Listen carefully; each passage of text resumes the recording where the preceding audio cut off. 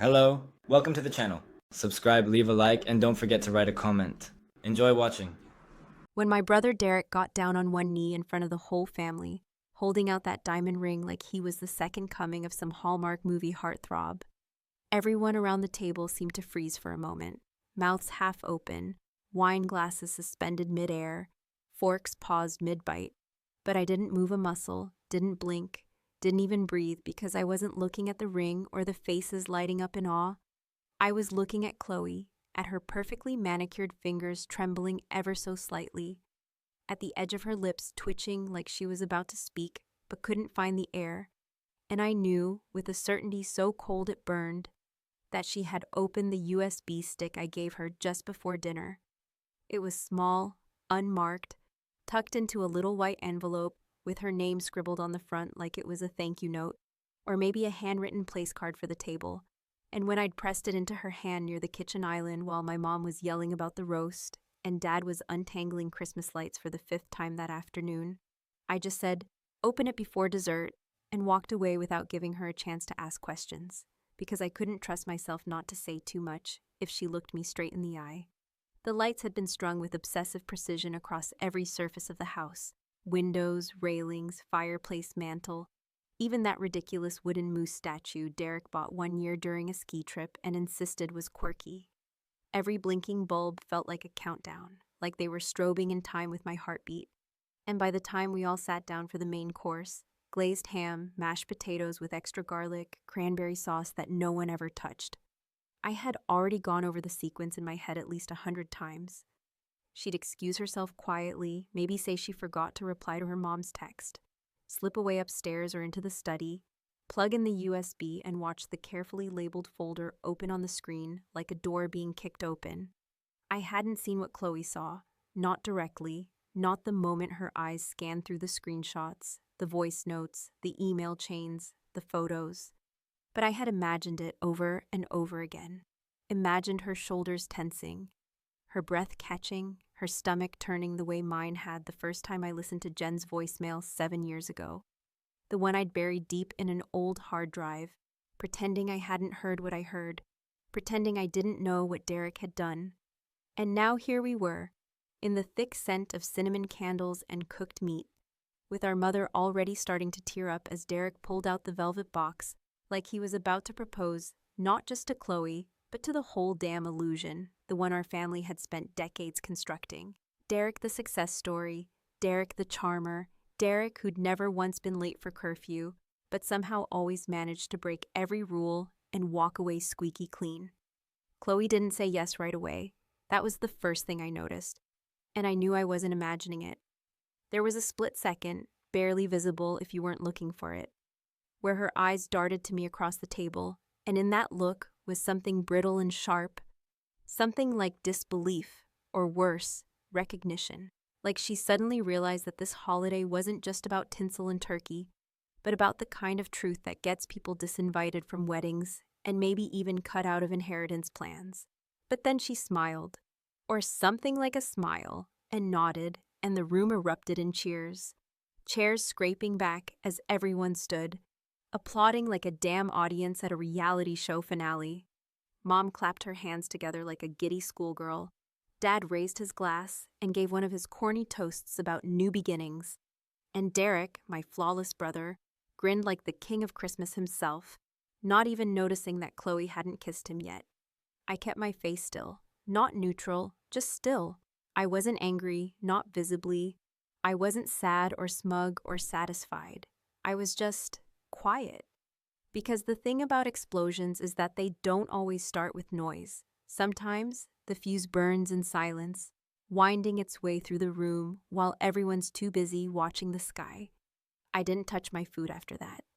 I watched Chloe, waiting for the moment the smile would falter, for the questions to start forming behind her polite nods, for the truth to find its shape inside her mind and start scraping against the fairy tale she thought she was living in. I wondered how much she'd seen before dinner, if she'd listened to the audio files, if she'd heard Jen's voice, trembling and recorded in a dark bathroom stall, whispering about what Derek had done after hours, if she'd read the emails, HR brushing everything under the rug, Derek's colleagues mocking her behind her back, calling her crazy and needy and a liability. If she'd opened the folder marked confidential and seen the internal settlement document, the payout Derek's company made to make it all disappear, I wondered if she'd seen the last file, the one that mattered most to me, a photo, not graphic, not violent. Just a moment, a still from a security cam. Jen in the office lobby, tears streaking down her face, clutching her phone to her chest, while Derek stands in the background with his sleeves rolled up and a drink in his hand, smiling like he doesn't even see her. That's the image that stayed with me. That's the image I wanted Chloe to see. And now, here we were, clinking glasses and pretending that love conquers all. But the USB was already doing its work. And soon I knew the screaming would start. The first time I ever saw her, she was standing outside the glass door of Derek's downtown office building, clutching a paper coffee cup with both hands like it was the only thing tethering her to the planet. Her hair pulled back into a loose ponytail that looked like it hadn't been brushed in days. Her eyes red. Not the kind of red that comes from cold wind or allergies, but the kind that's left behind after hours of crying and no one noticing. Her name was Jennifer Larson, but everyone at Walsh Solutions called her Jen. And the way they said it, always with that slight eye roll or sarcastic edge, told you exactly what kind of place it was. The kind of office where charisma mattered more than competence, where young women were smiled at and patronized until they either burned out or learned to play the game.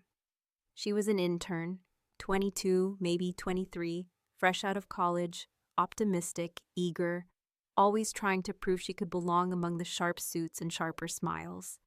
I met her only once before everything went to hell. It was Derek who brought her up during a family dinner years ago, talking about this overly sensitive girl in accounting who keeps asking stupid questions about how we handle payroll documentation. And the way he laughed, dismissive and amused, made my stomach turn just a little, even back then. I remember Mom chuckling along, saying, "Well, some girls just don't belong in corporate environments, sweetie, you know that." And Dad muttering something about millennials needing thicker skin. I didn't say anything that night because I didn't know anything yet. Just a faint hum beneath the surface, like the sound of an engine stalling miles away, too far to hear clearly, but close enough to sense. 2 weeks after that dinner, Jen stopped showing up to the office. Derek claimed she'd gotten overwhelmed, that she had a meltdown and bailed without a word, which, in his version of events, was both predictable and pathetic. I didn't think about it again until one night, maybe a month later, when I was picking Derek up from a bar in Midtown after his usual Thursday night happy hour, and found her sitting on the curb outside, legs tucked up to her chest, mascara smudged like war paint across her cheekbones. She didn't look up when I walked past, and I almost didn't realize it was her. Just another sad girl in a sea of them. But then she whispered Derek's name, not loudly, not angrily, just like it was a ghost that refused to stop following her. I remember standing there, torn between the car and the curb, watching her for a few seconds that stretched too long, her voice shaking as she said, "He said he'd help me. He promised he wouldn't tell anyone, but he did. And now they're calling me names in emails I wasn't supposed to see. I should have sat down beside her. I should have asked her to tell me everything, to show me what she had. But instead, I told myself it wasn't my business, that I didn't know the full story, that maybe it was just a misunderstanding, that these things happen in offices all the time, and that surely Derek, for all his arrogance and blind ambition, wasn't that kind of man." I never saw Jen again after that night. 2 months later, someone forwarded me a local news article buried on page 6 of a digital newsletter. Former intern in critical condition after a parent suicide attempt. And while it didn't mention Derek by name, I knew. God, I knew. The dates lined up. The company was the same. The silence in our family was deafening.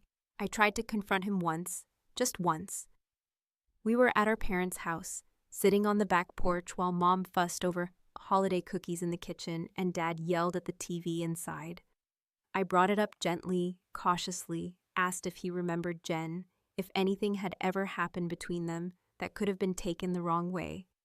His reaction wasn't outrage, it was amusement. God, Maddie, are you still playing detective? That girl was unstable. She latched on to everyone. I was just nice to her. I didn't want to get a lawsuit thrown at us, so I kept my distance and let HR handle it. That's what you're supposed to do.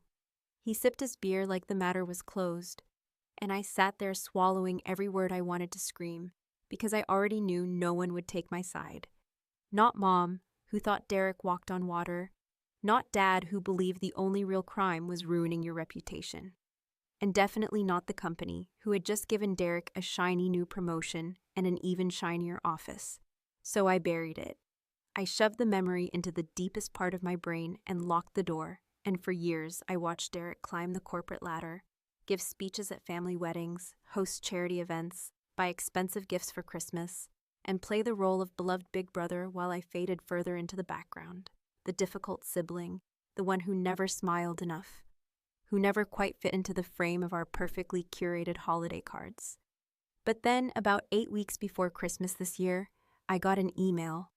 I was sitting in my apartment, halfway through a glass of Merlot and scrolling through a mindless feed of nothing, when it popped up in my inbox.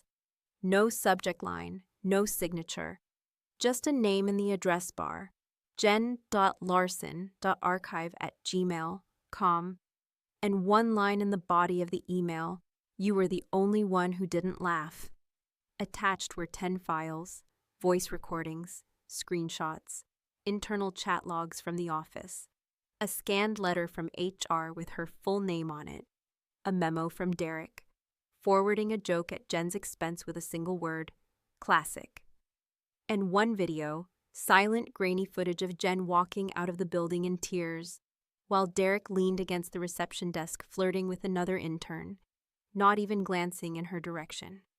My hands were shaking as I clicked through each file, but my thoughts were still. Not calm, just still, the way the air feels before a storm hits, when the birds vanish and the sky turns a color that doesn't make sense.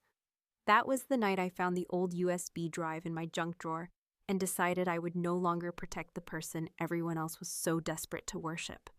Not because I was better or braver or even kinder, but because I couldn't look at myself anymore in the mirror without seeing the reflection of someone who stood by and did nothing when she had the chance to change the ending. I didn't want revenge, not yet. What I wanted was for Chloe to see him, the real him. And Christmas, I decided, was the perfect time for truth. Because truth is a gift you only give when you're ready to lose everything. In the carefully curated chaos that followed Derek's grand proposal, the clapping, the toasts, the exaggerated smiles stretched across every face like carnival masks pulled a little too tight, the only person not performing was Chloe, who stood frozen beside him, her hand suspended just above his, as if touching the ring would somehow make the whole moment too real, too solid, too impossible to undo. She didn't say no. She didn't say yes. She didn't say anything at all. And yet that silence, sharp, deliberate, and stretched longer than it should have been, cut through the warmth of the fireplace and the sugar-coated tension of holiday cheer with more force than any outburst could have managed. The applause faltered for just a second, just long enough for the illusion to crack around the edges, and that was when I saw it, her eyes scanning the room, finding mine with surgical precision, not pleading, not confused, just steady, like someone who had finally placed the last piece of a puzzle they didn't want to finish. And in that single glance, I knew she had opened the USB. Maybe not all of it, maybe not the folders labeled private or settlement, but certainly enough. Enough to see Derek through a different lens. Enough to understand that the person kneeling in front of her with a ring wasn't the charming, doting man she thought he was, but a practiced performer who had spent his entire life engineering applause. What happened next wasn't what I expected, because Chloe, it turned out, was far more composed than I gave her credit for. She didn't flinch, she didn't cry, she simply turned her head, ever so slightly, and whispered something into Derek's ear. So quiet I could only catch the last word, later, before she smiled, nodded once, and let him slip the ring onto her finger like nothing had happened at all. And the room, hungry for its happy ending, swallowed it whole. There was no screaming, no accusations, no scenes. Just more wine poured into crystal glasses and Mom insisting we all, sit, the roast is getting cold. And Dad raising his phone to take another blurry photo of the newly engaged couple, who posed like they were still at the top of the world and hadn't just stepped onto a landmine. Chloe sat beside Derek, her hands neatly folded in her lap, her smile the kind you wear at funerals, and I watched her out of the corner of my eye, searching for any tremor, any twitch, any sign of unraveling. But she held herself like stone, and I realized then that she wasn't just absorbing the truth. She was calculating what to do with it. Dinner proceeded like a well-rehearsed play. The roast was carved, the potatoes passed, the younger cousins bickered over who got more pie, and Derek, emboldened by his performance, leaned back in his chair with the smug satisfaction of a man who believed the battle was over. He made jokes, told stories, tapped his wine glass every few minutes to flash the diamond on Chloe's finger, as if to reassure himself that everything was still under control. What he didn't know, what he would never guess in a million years, was that Chloe had already seen the side of him that couldn't be polished or explained away, the side that didn't belong in any family album or engagement party slideshow. And what she did next stunned me, not because it was loud, but because it was so damn quiet. She waited until dessert was served, until the pecan pie had been sliced and placed on mismatched holiday plates, until Derek was halfway through one of his insufferable work stories about synergy and managing upward, before she rose from her seat and excused herself, murmuring something about needing to take a quick call. No one blinked, no one followed her, but I did. I slipped away 5 minutes later, pretending to refill my glass, and found her in the downstairs study, the door cracked just enough to see her sitting at Dad's old desk, the glow of the laptop screen lighting up her face like a spotlight. She didn't look up when I stepped inside, didn't jump, just said, "You gave me the truth, Maddie. Now what do I do with it?" There was no easy answer. There never is. I stood behind her in silence as she clicked through the folders again. Jen's statement, the HR email chain, the forwarded messages where Derek mocked her behind her back with his coworkers, and the voice note where Jen broke down mid-sentence trying to explain what happened that night, how she said no, how he didn't stop, how she felt cornered but didn't have proof. It wasn't damning in the legal sense, but emotionally, spiritually, it gutted you. "I want to believe he's not that person," Chloe whispered, more to herself than to me. "But now that I've seen this, I can't unsee it." I told her she didn't have to do anything, that I wasn't asking her to burn her life down, that I'd carried this for years and would carry it longer if she needed time. But she shook her head slowly, like someone who'd already made the decision long before she realized she had. "If I stay quiet," she said, "then I become just like everyone else who protected him."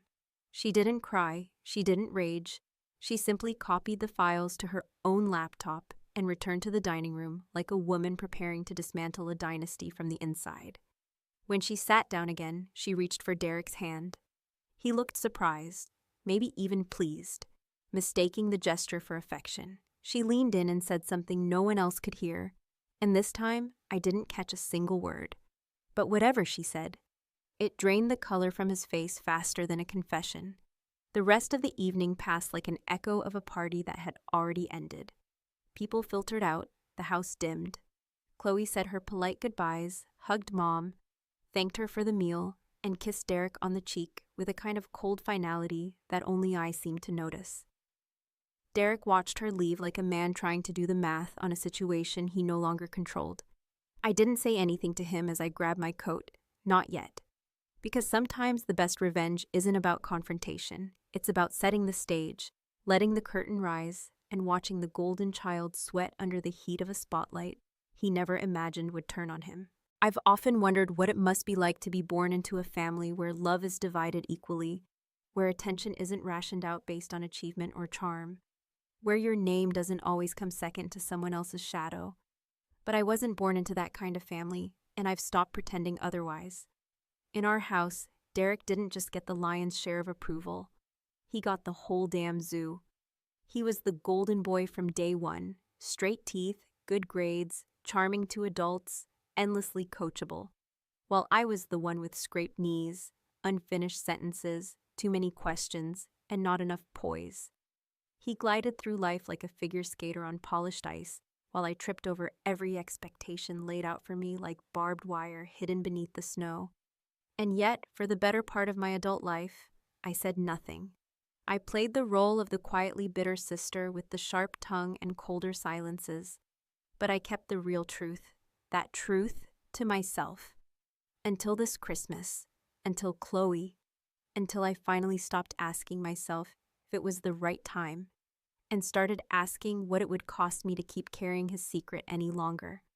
After dinner ended and the guests thinned out after Chloe had disappeared upstairs with the kind of quiet that didn't scream drama, but promised it anyway, I walked back into the living room and found Derek standing alone near the fireplace, still wearing the smug grin of a man who thought he'd won something. He didn't look surprised to see me.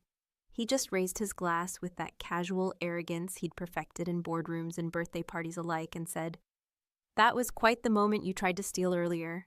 I didn't respond right away because I knew he wanted a reaction, some kind of outburst he could use later to justify everything. Maddie's always been dramatic, or she's just jealous, or you know how she gets. But I wasn't going to give him that. Not tonight. Not after what I'd handed to Chloe. And certainly not after the way she'd walked back into that room and played him like a piano she'd only just learned how to use. So I just looked at him, let the silence do its work, until he finally set the glass down, crossed the room, and hissed, "What exactly was on that drive, Maddie? Because Chloe isn't answering my texts. And if you think you're going to ruin my life with some old rumors and emotional manipulation, then you've seriously underestimated me." I laughed, not because anything was funny, but because it was remarkable how he could still paint himself as the victim, even when the evidence was beginning to rise around him like floodwater breaching a dam. "You're not even curious about what she saw," I said. "You just want to know what she's going to do with it." He stepped closer, lowering his voice to that condescending whisper he always used when trying to reassert dominance. "I've worked too hard to build this life, Maddie. You think she's going to walk away from all this over something that happened almost a decade ago? People move on. People forgive." I didn't say it aloud, but I wanted to ask, did Jen move on, Derek? Did she forgive? Instead, I stared at him and felt, for the first time, not rage or disgust, or even guilt, but distance. The kind of distance that makes you realize you were never in the same family to begin with. We were born to the same parents, lived in the same house, shared the same last name, but we had never truly known one another. He was a stranger who used the language of loyalty as a weapon and counted on silence as currency. And in that moment, I made a choice, not to scream, not to slap, not to expose him publicly, but to let him stew in uncertainty, to force him to look inward and wonder for the first time whether his charm was starting to fail him. I walked away back upstairs, ignoring the way he called after me with that tone that was more demand than question, and I shut the guest room door behind me like closing a chapter that had taken too long to finish. I didn't sleep that night. Instead, I sat on the edge of the bed and stared out the window, watching the snow fall sideways against the glow of the street lamp, thinking about Jen, where she was now, if she was okay, if she'd ever been okay, and wondering what she would think of all this, of me, of the way I'd waited too long to act. And that's when the guilt crept in. Not for what I had done, but for what I hadn't done all those years ago. I could have warned her. I could have stood up. I could have walked into HR myself and told them what I knew, but I didn't.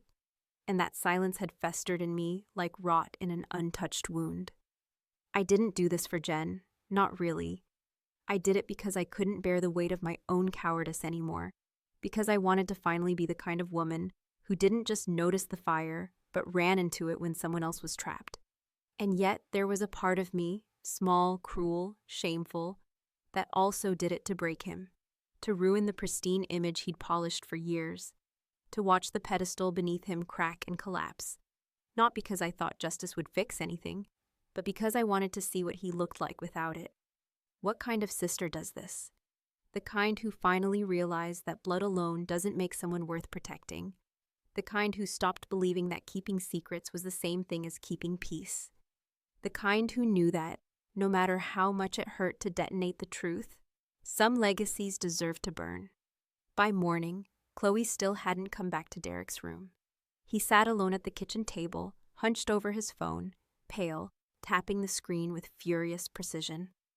I passed behind him on my way to the coffee pot and caught a glimpse of the message he was typing. "I didn't do anything wrong. This is all out of context. You're overreacting." And I knew right then that he'd already lost, not just Chloe, but the one thing he'd spent his whole life protecting, his narrative. Because once someone sees you clearly, really sees you without the fog of charm or convenience, you can never hide behind your story again. The morning came not with gentle light or any sense of peace, but with that strange, almost disorienting stillness that settles in after a storm has passed. Not because the damage is done, but because everyone is too exhausted to keep pretending anymore. The sky outside was a dull, colorless gray, the kind that presses down on you rather than lifting you up. And the snow, which had begun to fall sideways the night before, now blanketed the entire neighborhood in a way that felt less like decoration and more like erasure, as if it were trying to hide the truth we'd all witnessed, but weren't yet brave enough to fully name. Downstairs, the usual holiday sounds, laughter, clinking dishes, the rustle of wrapping paper, were gone, replaced instead by the hum of the refrigerator and the occasional creak of floorboards from someone pacing back and forth. I didn't need to check to know it was Derek, walking his anxiety into the hardwood like a man trying to leave footprints deep enough to bury guilt. I waited until almost noon to leave my room, not because I was afraid to face what came next, but because I wanted to give the silence a little more room to work. Sometimes the absence of noise is its own kind of truth, louder than any argument. When I finally walked down the stairs, still in my sweatshirt from the night before and hair shoved into a messy knot, the first thing I saw was Chloe standing by the front door with her suitcase in one hand and her phone pressed to her ear, speaking in that low, measured tone that people use when they've made a decision so completely that there's no room left for reconsideration. She didn't cry. She didn't shake. She didn't ask for help carrying her bag. She just stood there, composed and controlled, like a woman who had spent the night packing not just clothes, but clarity. She ended the call with a quiet, "Thank you," then turned and saw me. For a moment, we just looked at each other, not with warmth or awkwardness, but with a mutual understanding that comes when two women realize they've both had to clean up the messes made by a man who never thought the consequences would reach him. She nodded once, not in gratitude exactly, but in acknowledgement, the way soldiers nod to each other in old war movies when the fight is done, and all that's left is the rubble. "I'm not going to make a scene," she said, her voice low, even, stripped of all pretense. That's what he's waiting for. He wants me to cry, scream, beg for the version of him I thought I knew. I'm not giving him that satisfaction. I asked her if she was okay, not because I expected her to say yes, but because sometimes the asking matters more than the answer. She shrugged, glanced down at the suitcase, then back at me. "I'm not okay, but I'm free, and I'll take that." I didn't try to stop her as she opened the door, stepped out into the snow, and disappeared down the path without a backward glance. I didn't need to. What needed to be said had already been delivered, quietly, methodically, and with the kind of precision that would haunt Derek longer than any public confrontation ever could. He came downstairs minutes later, still in the same clothes from the night before, face pale and hair tousled in a way that wasn't charming anymore, just disheveled and desperate. He looked around, as if expecting Chloe to still be there, and when he didn't find her, he turned to me like I held the missing piece of a puzzle he never thought could be unsolved. "You think this is going to ruin me?" he said, voice brittle, jaw clenched. "You think a few old files and one bitter girl with an axe to grind is enough to take me down?" I didn't respond right away. I just reached into my pocket and pulled out the USB, the original, not the copy, and placed it on the kitchen table between us like it was a loaded weapon. He didn't reach for it. He didn't even look at it directly, as if doing so might burn his skin. I leaned in slightly and said, "It's not about what's on that drive, Derek. It's about who believes it now." He opened his mouth, probably to recite some half-polished line about context or redemption or how everyone makes mistakes. But before he could speak, I added, "And by the way, Chloe didn't leave because of the files. She left because of the way you responded to them. She gave you a chance to come clean. You gave her excuses." He said nothing, not one word, just stood there, blinking like a man finally realizing the audience had left the theater and the curtain wasn't going back up. I left that afternoon, not with a dramatic exit or a final monologue, but quietly, with my coat zipped and car warming in the driveway, the USB still sitting untouched on the kitchen table like a ticking clock no one had the courage to disarm. I drove for hours without music, letting the hum of the engine and the thrum of the tires on wet asphalt settle into my bones. Somewhere near the edge of the state line, my phone buzzed with an email notification. It was from Jen. The subject line was blank. The message was short. 3 words. I saw everything. I stared at it for a long time, parked outside a nameless gas station with Christmas lights blinking weakly in the window, and a wind so cold it shook the car. I didn't know where she was or how she'd gotten access to the files.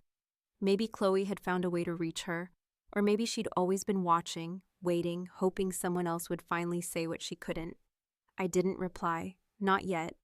I just closed the message and sat in the silence, letting it wrap around me not like punishment, but like permission. People always ask me why I did it at Christmas, why I chose the most cheerful, sacred, supposedly joyful time of the year to drop a truth so jagged it could slice a family in two. I used to try and explain, to talk about timing and symbolism and emotional leverage, but now I just say this. Christmas is when we pretend the hardest, when we wear our best smiles and bake forgiveness into pies we don't actually want to share. And I figured if I was going to unwrap anything that year, it might as well be the truth.